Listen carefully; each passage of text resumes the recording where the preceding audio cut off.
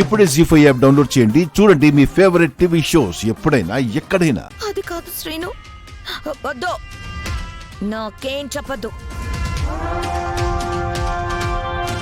అంటూ బావా ఆ ఆద్యని మాట్లాడే అవకాశమే ఇవ్వకుండా తిట్టకుండా తిట్టాడు.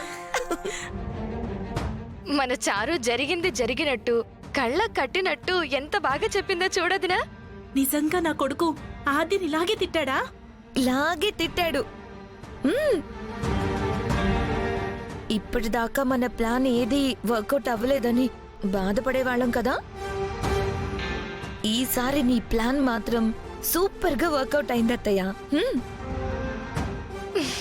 కొత్త సంవత్సరం మనకి బాగానే కలిసి వస్తున్నట్టుంది.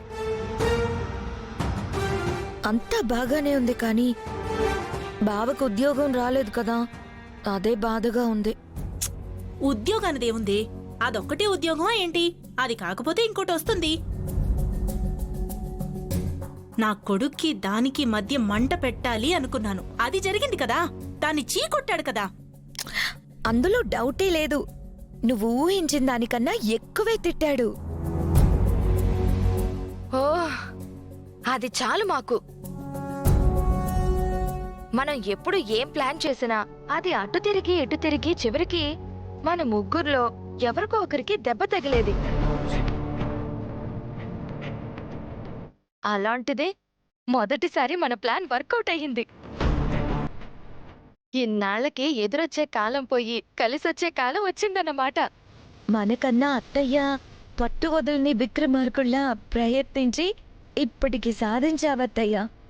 ఆరంభానికే ఆనందపడిపోతే ఎలాగే? వాడేదో 4 మాటలు అన్నాడు కదా అని ఈ మాత్రం దానికే వాళ్ళిద్దరూ ఒకరికొకరు దూరం అయ్యే పరిస్థితి వస్తుంది అంటే నేను నమ్మను. సాయంత్రం వాళ్ళిద్దరి పెళ్లికి పెట్టబోయే ముహూర్తాలు ఆగిపోయి అది ఎప్పటికీ నా కోడలు కాకుండా పోవాలి అంటే ఇంతకు మించి ఏదో జరగాలి.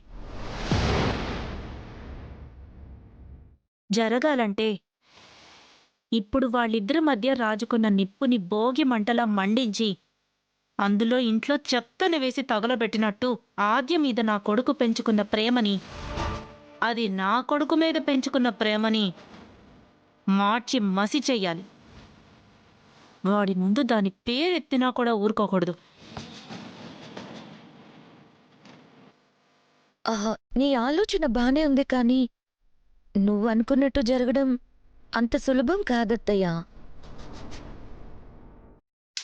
మా వదిన మనసు పెట్టి ఆలోచిస్తే ఏది అసాధ్యం కాదు. వదిన, నువ్వనుకుంటే చెయ్యగలవు. బాగా ఆలోచించు. ఆలోచించత్తయ్యా, బాగా ఆలోచించు.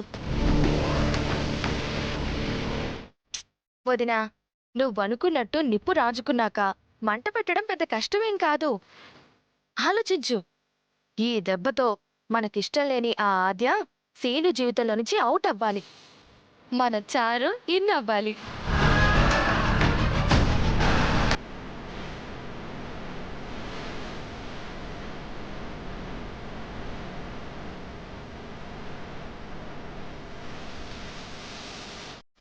జీ5 యాప్ డౌన్లోడ్ చేసి అన్ని ఎపిసోడ్స్ పూర్తి ఉచితంగా చూడండి.